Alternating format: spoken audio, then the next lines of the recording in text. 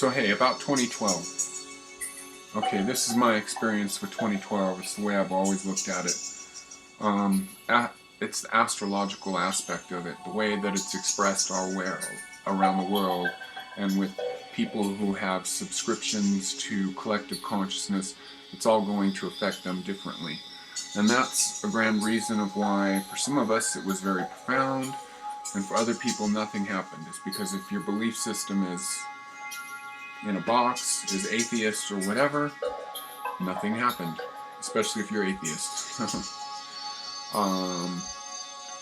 So my 2012, I've been into the New Age thing going back into the 80s, and so the beginnings of the 2012 change, which is the change from the Piscean age into the Aquarian age, was a state that was called the harmonic convergence. And to a lot of people that was like some hokey bullshit or whatever, but I don't know. I've always operated my whole life with intuition, and I always knew that there was something there with that. So, to the beginning of my transition was in 2008 when I really noticed things were happening.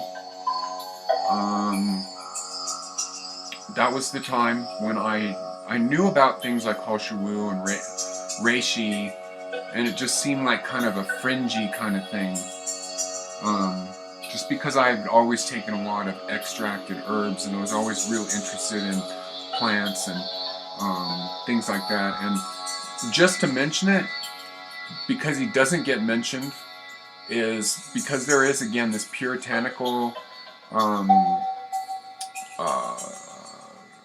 voice, almost a deity inside the health community that's very puritanical. They discount or don't mention, David Wolfe might occasionally mention it, is the work of Terence McKenna, and just the and most people think of Terence McKenna as being this like drug, take mushrooms guy, and he was, but he could also do a whole lecture for 2 or 3 hours on plants and human interaction with plants, and him along with Paul Stamets are like real important with kind of really getting more of what the raw food community, with how they're trying to express themselves, because there's a truth in all of that. Plants are the amazing thing. So reishi mushroom in 2008, this is when it all started with me, when I was really I'd been living my whole entire adult life for 22, 23 years as a raw foodist. Never met another raw foodist. I just ran into a raw food group, and in 2008 went to Raw Spirit Fest and started I saw David Wolfe live for the first time, and that was also the same summer that I met Truth Calkins at Erewhon, and that's when I started taking large therapeutic dosages of reishi. And that just triggered something in my mind. And I've said this before, I'll say it again. In Ramania Dean Thomas's book, Healing Thresholds, he says that you can literally view your life pre and post reishi, and I can definitely do that. My life previous to autumn 2008 and post that is 2 different times. And that's when I started piling on the reishi, and roughly 6 months after that is when I first started blogging, and I guess one of my more viral videos is the one on reishi, which was when I was definitely on a reishi high, and it was being very explosively, exponentially evolving my consciousness. So 2008 was when I definitely noticed this fast forward momentum, this change. And the big change, because I can talk about it for a long time, but the big change as I look at it now is definitely a transition from a male, not gender, a male way of thinking to a female way of thinking. And that is what has been the biggest transition for me of coming into 2012. And going into things like that. Because there's a lot of things that happen. So I should just talk about 2012 in general and just get on with that, because I did feel there was a big change that happened with me. And it was also me how I'm advocating to people not to live in a box. I think it's good to somehow live in a box or live in a system. You know, I'm about to jump into this. Govan kind of pointed out this book, and this is a system. I'm going to follow this for a while, and I'm going to jump in a box with following this. This book apparently gives a really great system for becoming a great occult magician, and it requires a lot of discipline. So, but you can be rest assured, after I'm done with being in the box here, I will be looking to re-express myself in that way, and that's where I am supportive of living in a box or being in a system. When you see that you can get up off of a plateau or a stagnant way of thinking, be that through psychedelic drugs, smoking marijuana, near-death experience. In my case, I had that definitely with nearly dying of full-blown AIDS. So I'm going to be doing some box living here, but you can be rest assured that after I master the techniques of this, I will not live in this box. I will be re-expressing myself. So at the first of the year, I'm starting a lot of new stuff, and that's a result of 2012. So my box living kind of ended in 2011, where I kind of reintroduced Keith into his box living of following people like Truth Calkins and a lot of that. Getting into things where I did celibacy for a year, just all the things you saw. And then I started working with a neuro-linguistic programmer that was also a psychic. And I had intended to blog about this quite a bit, but I wound up not doing that because it just wound up with how can I blog about that with just and I don't want to spend too long on that, but I basically went through a lot of direct working with other issues, because the health-minded people have a tendency to work just on the physical. So there are three other aspects of life. That's the mental, emotional, and spiritual. And I learned from working with the psychic, even though I was aware of that stuff, I really wasn't living with it. And so I did a lot of work there, and I don't want to digress into like what exactly NLP is all about. You know, somehow while I'm on here doing this more often, I'll try to tune into my neuro-linguistic programming section. But that was the beginning of me working on things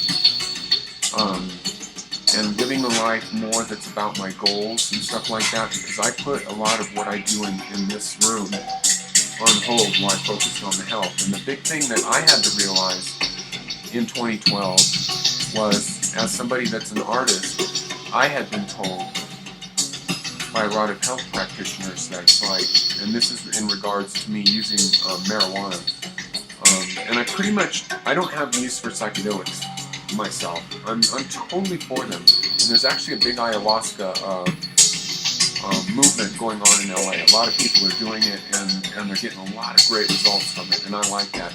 And I just know from my experiences with mushrooms, Grateful Dead, I never had a bad experience with it, but it just wasn't that profound for me. And so my thing is marijuana to stimulate the creativity. So gee, how did I get off on that tangent?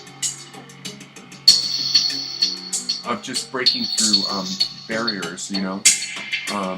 And so I think I was talking about the health thing. Oh, about health people. They had always told me, well, you should be able to reach that level of creativity with just being natural and meditation and all this kind of stuff.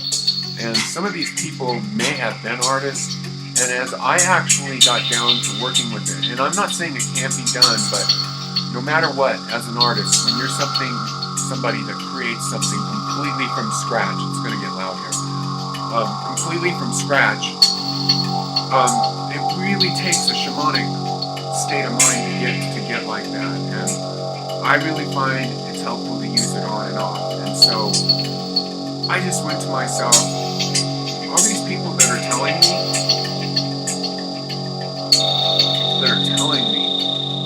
I had to be able to do it their way. Are they actually artists? No. And I had to restart my life of like being this guy here that works doing all of this. This is the 2012 thing of getting back into the artist, of nurturing that part. And I had to do a little bit of doing that box living with the purity crowd and sticking Keith back in there. So that's what I did in 2012. I think that's a very female, very deep thing to do. That's just a total 2012 experience for me. So I basically, you know, I had to get me back, and that was just a lot of stuff, a few things I had to unlearn. For the great volume of stuff that I'd learned, I had to unlearn some stuff. A lot of it was becoming fearless also. That's a big part of 2012 for me. When I think of how scared of death and everything that I was right when I retired from my normal day job, the fear of collapse and all the kind of stuff that was being said or whatever, versus how I think now.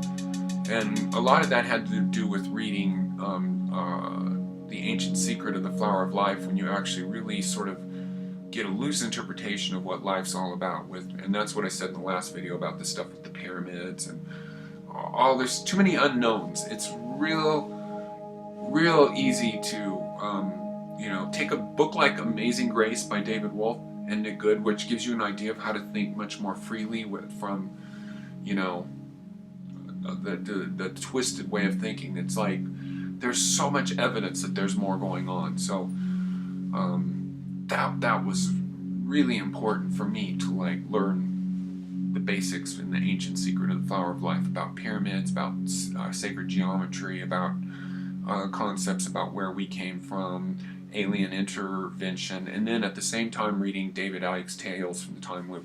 I didn't need to go crazy on that. I just get a little bit of information, and then I know I'm a channel. I haven't fully realized how to use it, but with my intuitive strength, I can actually just get a little bit of information and then connect in and go, oh, okay. But between Amazing Grace, Ancient Secret of the Flower of Life, and Tales from the Time Loop by David Icke, I plugged in a major amount of like, oh, okay, I see. And for me, it was so overwhelmingly true with my intuitive nature that I even thought that, geez, even if I'm deceived 50% of it, 50% of it is still explosively revealing. For me, anyways. So that's a big part of 2012. We see we're running to the end of this episode, and so I need to restart with how I want to think right now. I'm trying to do my videos as one think, and I'll tell you a few more exact things about what happened to me in 2012. A lot of very precise steps happened that were dealt with deep soul issues about goals, about why I'm here, about getting connected in with my true higher self and all that kind of thing. So I'm going to record another episode pretty quick. I'm going to regenerate my thoughts and tell you step by step what happened to me to wind up where I'm at right now. It's pretty amazing. Alright, you have a good day.